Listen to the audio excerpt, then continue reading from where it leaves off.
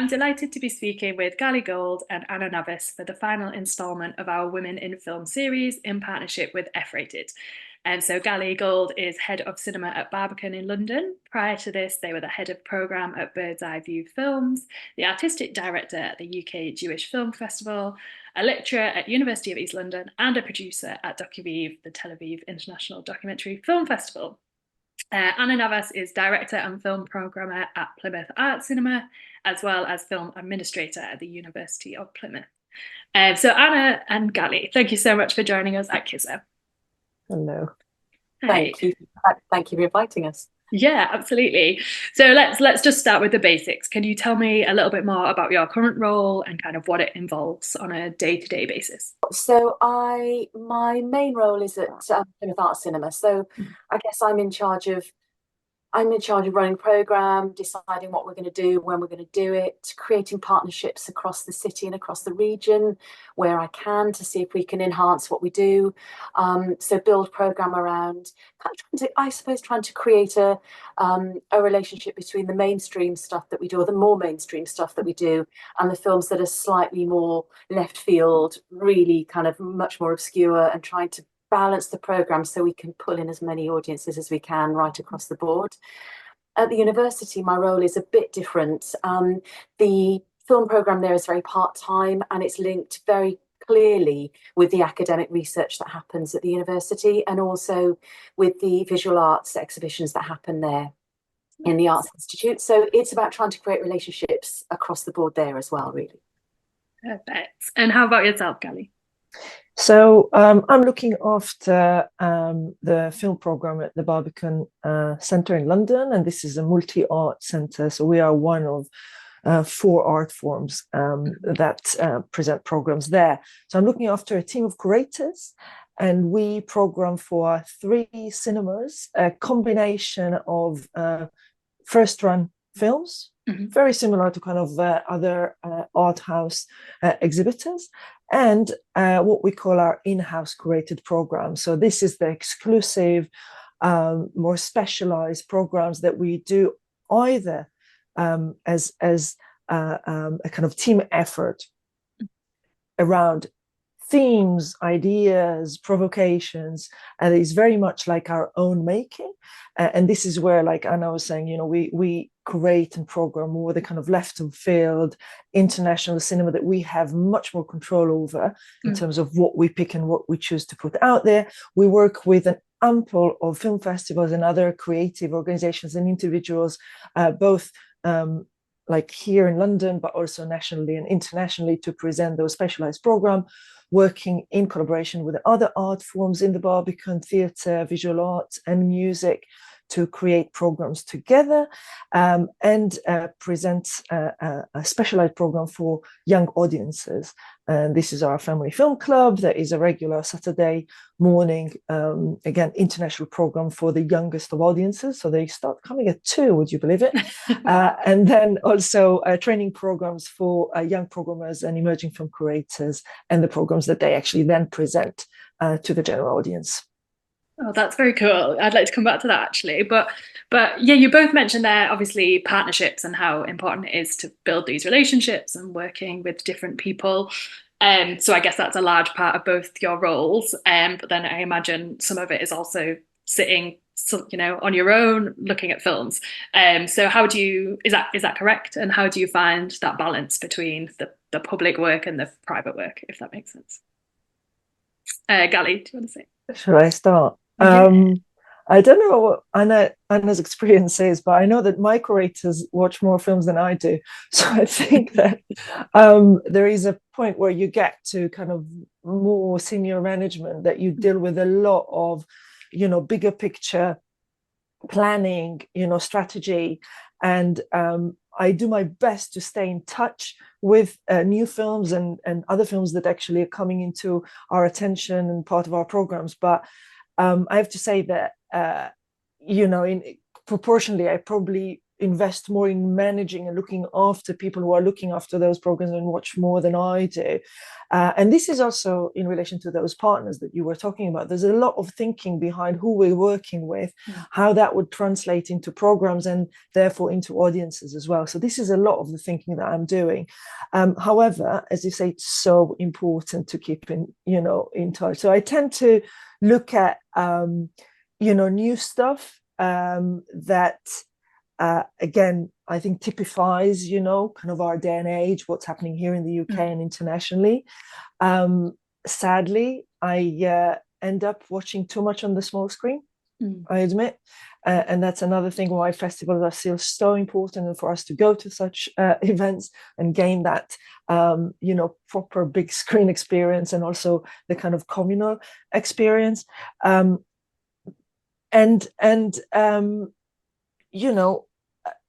trying to go back to that question. Is it the relation between I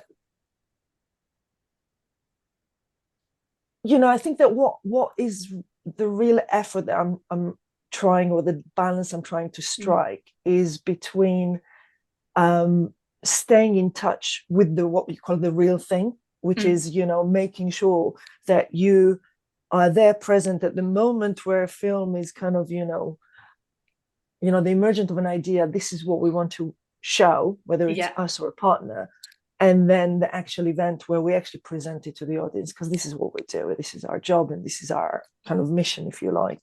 So as long as I manage to have a taster of the different, events that we put out there, or the different experiences, I think I'm doing it right. But I can also tell you that I'm forever guilty for not managing to, be there for everything. Yeah, I know. Is it the same?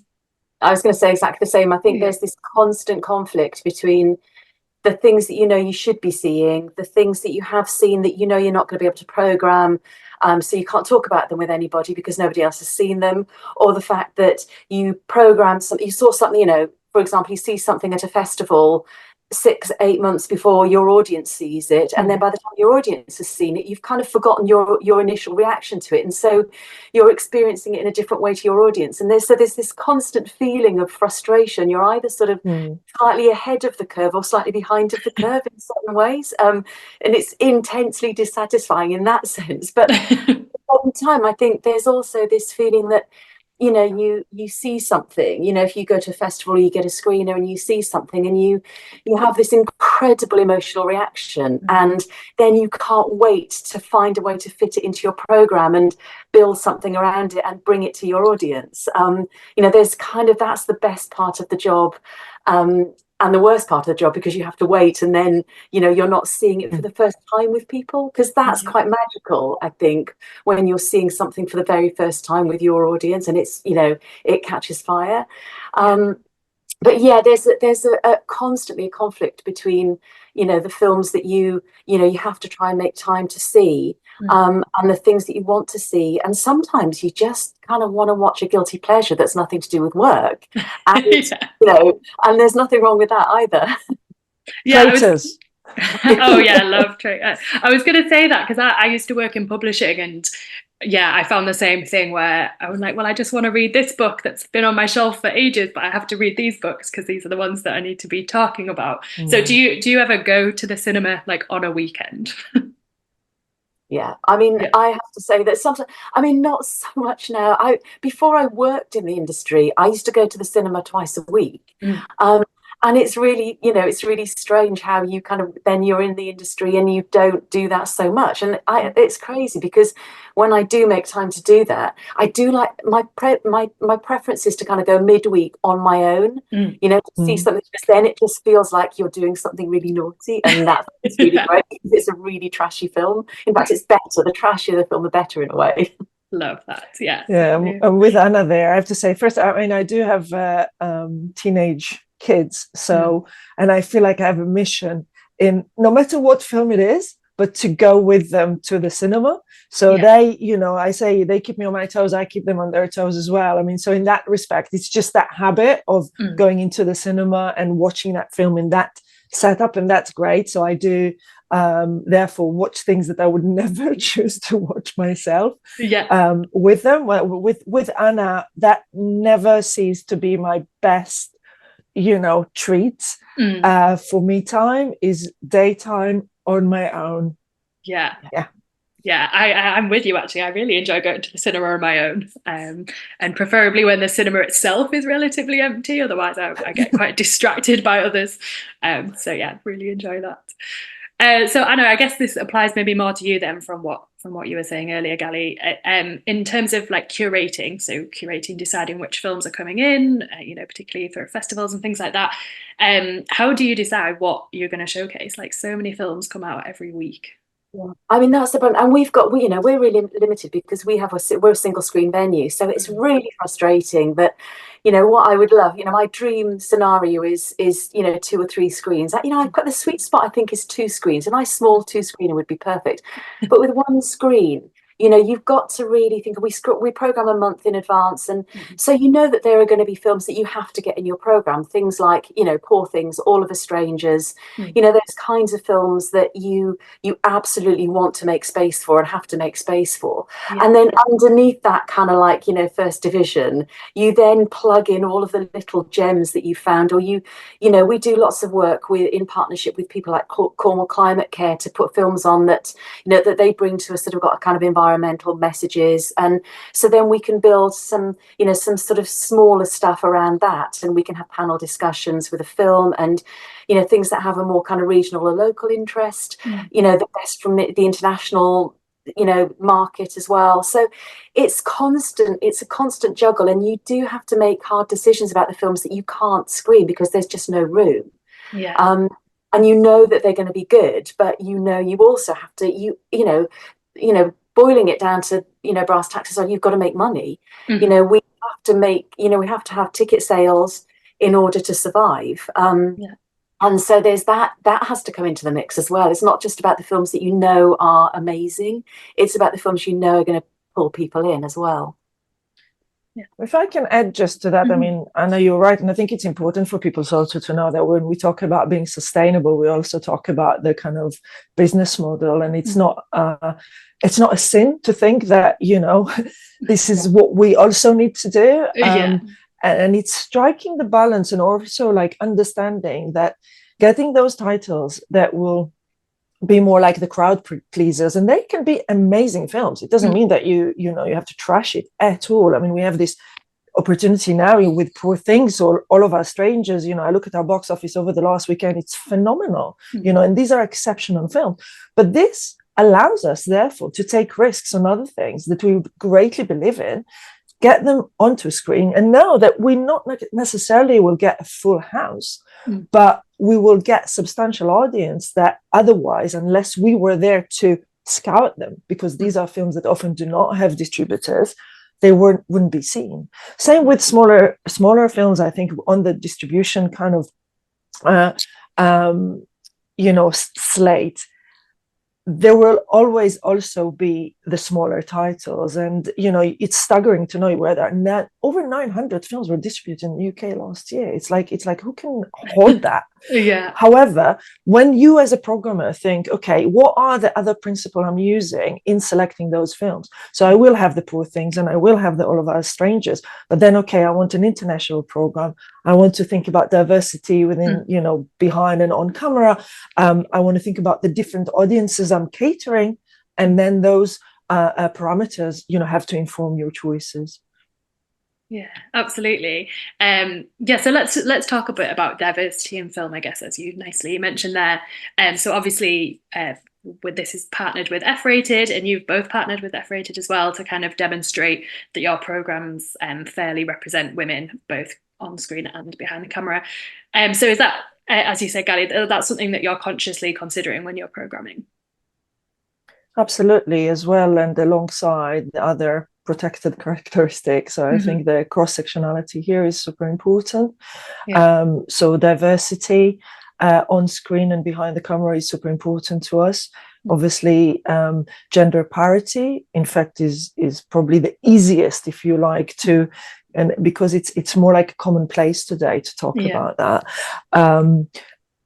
that is something that informs absolutely both our programming decision in terms of new releases. And I say we have a combination, and when we select either ourselves or with the partners that we work with to look at both the filmmakers, the stories that are told, but also the on-stage talent or guest speakers. So this is not less important. Sometimes we have less impact on particularly with new releases, who's making those films that are available, right?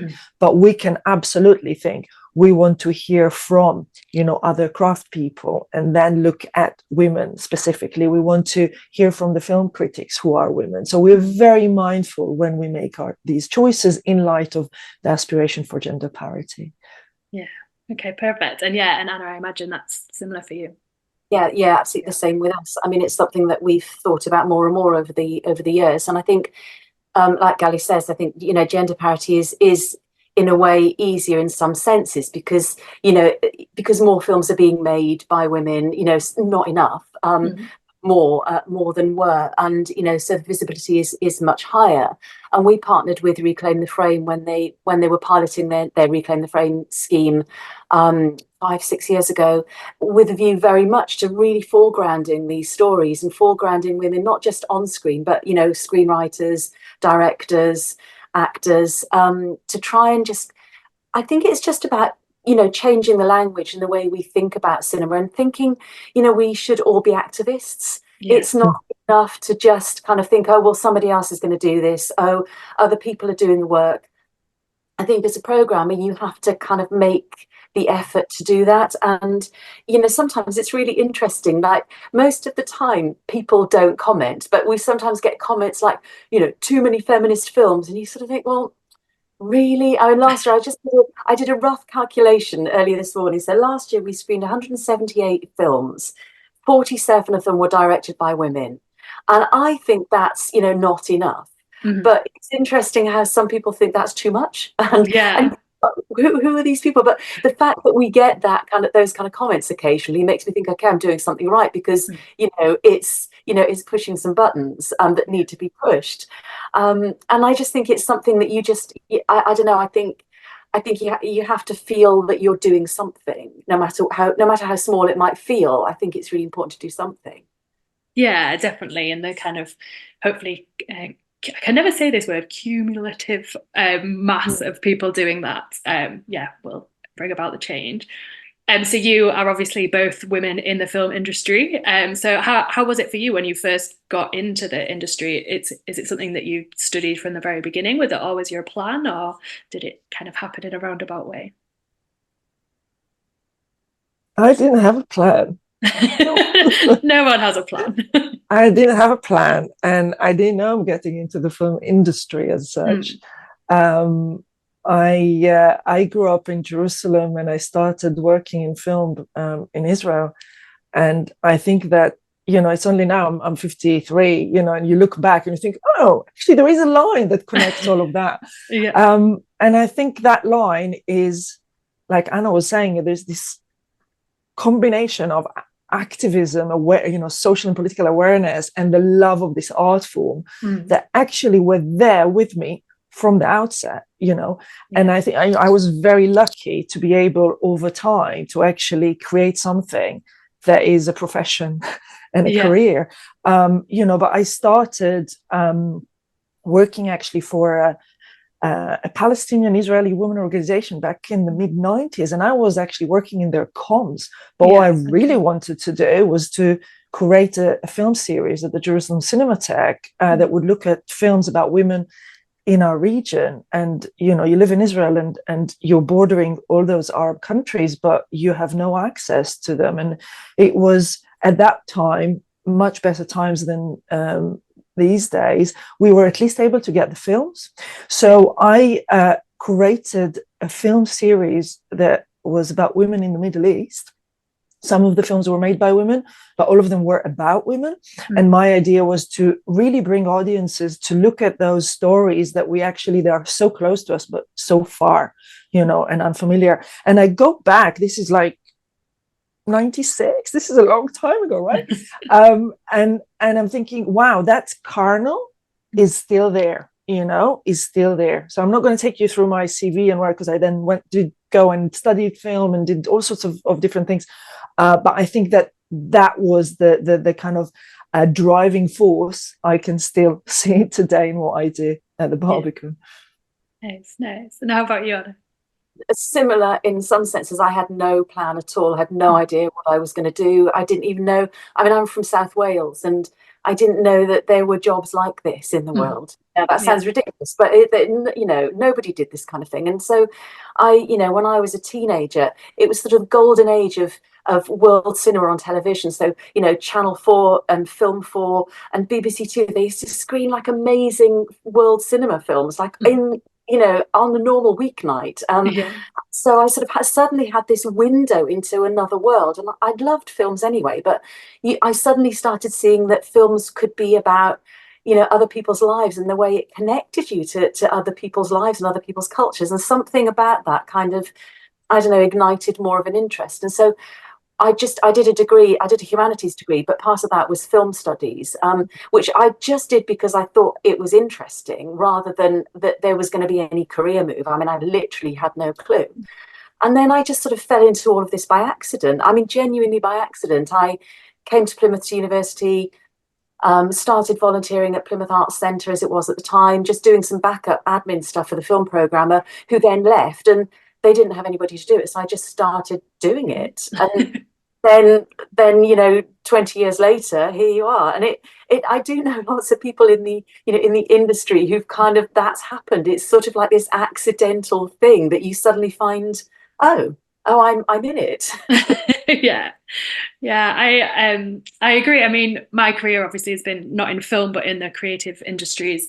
And I think maybe more than other like sectors, it's one where there's so many roles that you just don't know exist. So that's, I guess, why so many people kind of fall into it, is that you start in the one job that you might have heard of, and then while you're in there, you hear about all these other roles that sound really great that you'd never heard about, and it can go that way. So you both mentioned this idea, but I'd like to come into it in a bit more detail, is that kind of film as social justice, or film as kind of helping bring people to certain communities, and that could be said the same for literature or music. But what do you think are kind of the greatest strengths of film as that medium? I think it's a really interesting question, because I think what for me, I just find that film and cinema is a universal language that we all just understand innately.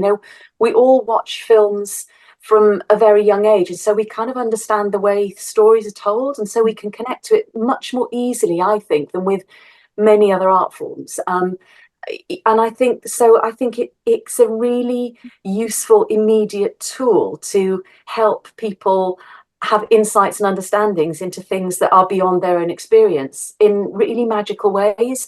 And you see that when you have young audiences coming in. You see that when you have films like, I mean, we did a screening last year of The Old Oak, the Ken Loach film.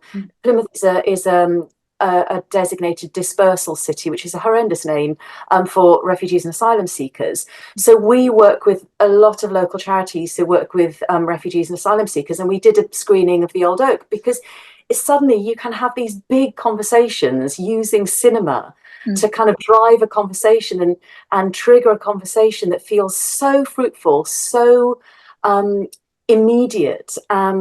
And it just creates bridges, I find, with communities and people that weren't there before. I couldn't agree more. If you want me to add anything, I mean, I just think also, no competition. Of course, music can resonate with people in a huge way, and we're not here about necessarily comparing. There is something, though, that alluding to what Anna was just saying about that.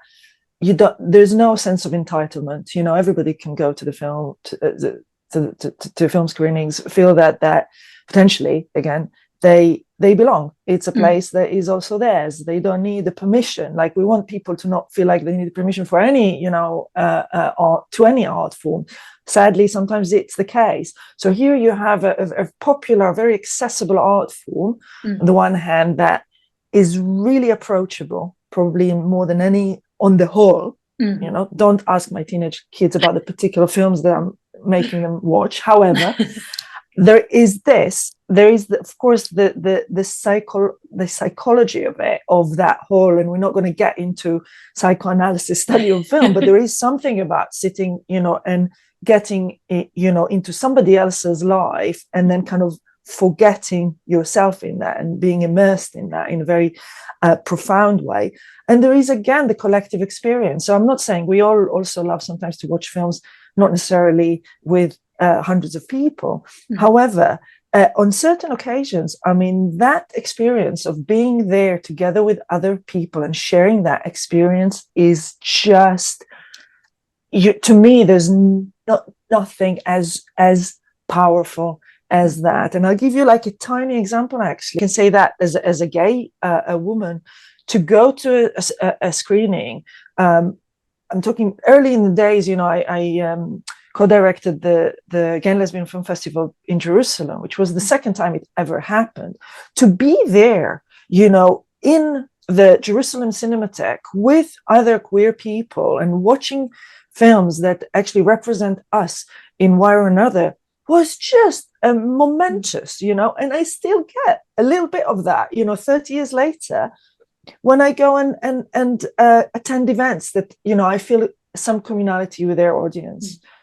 Yeah, absolutely. I think, like you said, it's a very singular and personal experience, but also a very communal experience.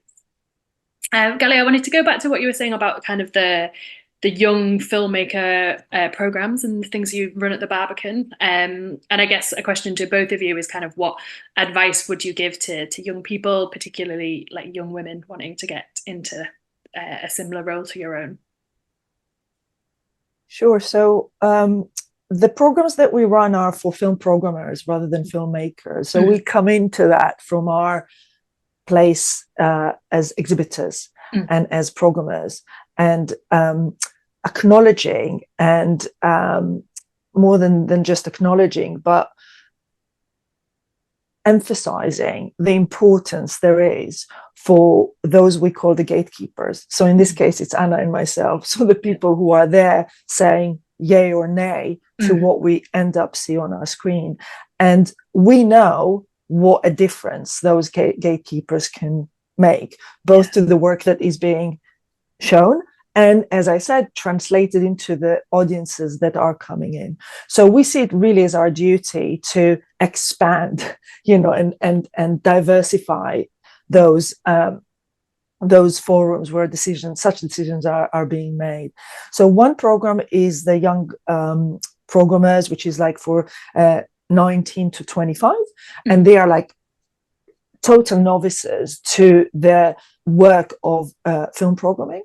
And then we have one for emerging film curators. So those are people who already have some experience by looking for the kind of, how to, if you like, fortify and expand, their experience going forward. And I can tell you that because we really emphasize the fact that then those events become part and parcel of our general program. I mean, they're not like different to any other event. I can tell you we're just starting tomorrow the Emerging Film Curators program for 24. We have 4 screening events, 3 of them, apart from the one at the very end of March, already sold out. Sold out. Yeah. And I can already also tell you that the programs that they came up with and their ideas and the films and what they were looking at would never come out of my own team. Okay, we were not able to do it ourselves. So this is really important in kind of emphasizing how those roles are actually vital to the ecosystem in which we operate.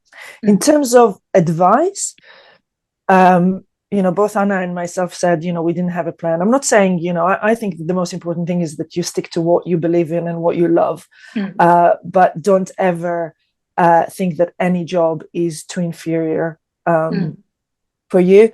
Anna was talking about starting as volunteer. I came to this country at the age of 30 and a bit. I already produced film festivals, and I came and I was a volunteer at the London Film Festival because why? Nobody would know me here. So, and there was nothing. I only learned from it. This is where you get to know people. And also, like you said at the start, this is when you learn about the different roles that exist. Because, you know, nobody outside, unless you're immersed in this industry, know the variety of projects, organizations, roles that is out there. Yeah. And then through trying and getting to know people and getting to know what's out there, that you know, eliminate what is for you, what is not for you, where are the opportunities. That's, yeah. So as long as you're not selling out, it's fine. Yeah, absolutely. And Anna, it must be the same for you with your work at the university, kind of working with the young people. And do you have any advice that you would share? Yeah, I mean, I'm envious that you know, we don't have the resources to run, you know, programming courses and stuff ourselves, and I would love to do that, because I think that, you know, you're right, Gali, there's so many ways that you can just encourage that interest, and you know, in young people, young women, you know, just letting them know what the jobs are, letting them know what the opportunities are. And you're right, I think it's just making sure that there's always an open door to anybody who comes along to say, oh, you know, I'm interested in this, or, well, you know, how do I do this? You know, don't be frightened of asking questions, because there is no question that, you know, that's too ridiculous. You know, I just remember when I started thinking, oh God, I can't say that I can't ask that, because then people will know I don't know it. But now, as I've got older, and I think obviously, you know, as you get more confident, you don't worry so much about looking like a fool. So I'm never frightened now of saying I don't know something. And I think that's the biggest thing to try and, you know, kind of impart to people, that there is no question too stupid. I just think, you know, just try and be brave, and, you know, push at some doors, and just ask if you can volunteer, ask if you can shadow somebody. Ask if you can help out. You know, we're all overworked, so if anybody wants to come and lend a hand, you know, please do. And I think, but I think what's really interesting, and what I've really learned in the industry, particularly I think in the last 10 years, is that there is this really amazing, generous network of women in the industry who are just, I don't feel like there's any sense of elitism, particularly, you know, within the women that I know in the industry. I know that I can just kind of drop an email to somebody and say, oh, what did you do when this happened? And they'll just say what they did, and without any judgment. And that feels incredibly liberating when you find that. And so I think it's about, you know, I would want to say to young women, look, this is actually really welcoming. Not my experience is, it's a really welcoming, non-competitive industry in that way. Don't be frightened of it. Yes, thank you. You've shared some really great insights on kind of the industry. So now I'd like to know about your own personal favourites. It's a big question. What is your favourite film? And if that's too big a question, we can go with favourite film in the past year, or I don't know, favourite director or something. Gali, you go first. You know, I mean, if there is one question that it's not just that I rebel against, you know, I have this strong feeling. And then actually a colleague of mine just told me, just have 3 answers and shut up, you know, don't, you know, nobody cares. It's just that, you know, when you talk about, we were just talking about the richness of you know, the output that is out there internationally, and then somebody asks you, what is the one film that was what for you? So, you know, so I'm not going to answer that one because there isn't one. And whatever I will answer, you know, I say one, I'll then think about the 20 I didn't and feel so guilty. I'd rather, and of course it's also about, you know, when you're asking that question and what he played at that point. So I'd rather actually look at a few examples from the last kind of few years, or the last year. I mean, I just want to give a shout actually to a few amazing British women filmmakers that I really enjoyed their films in the past year. So it's Charlotte Wells with After Sun, amazing. Yeah, beautiful. And Charlotte Regan with Scrapper. And then obviously, well, this is not out there yet, but Horde, which was at LFF and will be distributed in 24. And this is Laura Carmoon, is exceptional film. So these 3, again, when you think about hope and, you know, looking at new talent and absolutely endlessly gifted women. And we had the privilege of hosting Charlotte Wells at the Barbican, and just seeing someone with so much passion and talent, but the ego is not the thing that drives them. It's just open, sincere, just beautiful. Laura Poitras, I will betray myself if I won't mention her, because if you look at her from the start of her career, Flag Wars, Citizen4, and then All the Beauty and the Bloodshed was momentous for me. And I'll stop there, but I will say that her and the film she made, really are kind of this perfect combination between beautiful, sincere, powerful storytelling and social activism and political kind of action. So, for someone who sees sometimes, I feel like too many films, sometimes you get a bit blasé. Sometimes you kind of, okay, what would make me tick, which is really unfair, and I'm just sitting there and saying yes, no. All the blood, All the Beauty and the Bloodshed. I remember seeing it in LFF, not the recent one, the one before, and coming out of the cinema thinking, this is why we do what we do, and so there you go. That's my list. I watched that for the first time actually quite recently, and it's an amazing film. So good choice, many choices. How about for you, Anna? I feel exactly the same. I mean, if you ask me, now what my 5 favourite films are, it will be an entirely different answer to the one I would give you, the list I'd give you in half an hour. And I think, it's really tough because I always go back to anything with Katharine Hepburn in, from when I was a child and watched films when I was a little kid. They were always black and white films on telly. I just loved Katharine Hepburn, and I wondered, when I was slightly older, why did I like Katharine Hepburn when I was a child? And I think it's just that incredibly singular voice where you kind of felt like she wasn't taking any crap from anybody. As a performer, as an actress, something about that really lit the screen up for me. And I think so anything with her in, I think looking back at the last year, I think After Sun for me was one of those films that I had to have a half hour afterwards to have a power cry on my own, because something about it, I felt like it changed my DNA. There are sometimes that films come along like that, and you're right, Gali, there's no ego.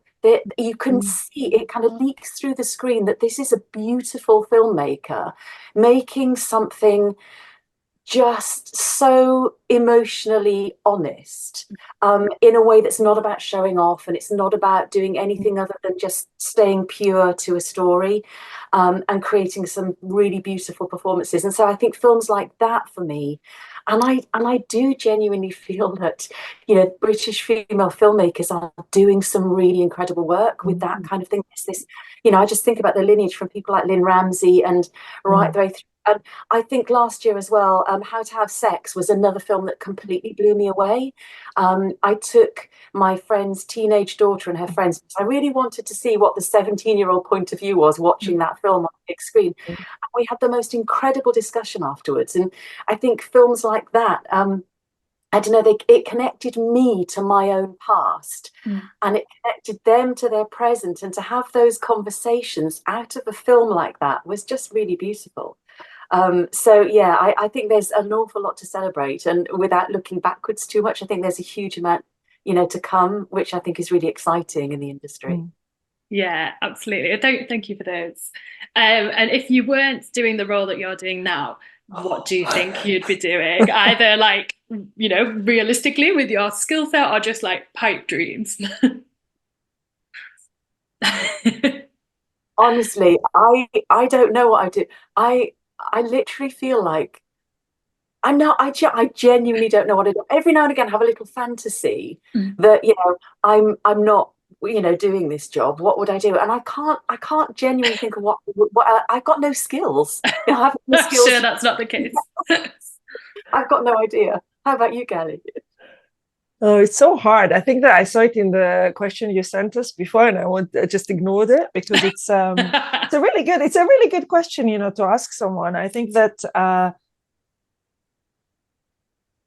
in so many ways that's a dream job, because it combines all those passions and principles. I want to think that I will do something that is still using creative kind of faculties to touch people's hearts and to really reach out and make a difference. Sounds really naive, but I do think that, you know, this is what films can do, and can provide. Anything to keep us feeling and looking.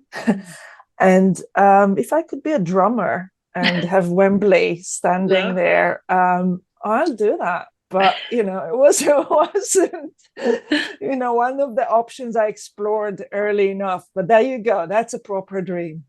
Perfect. I think I'm going to end on that because I love it. The image of you on Wembley stage. So thank you so much, both of you, for your time. We really appreciate you speaking with us. And thank you to F-Rated as well for helping put this together.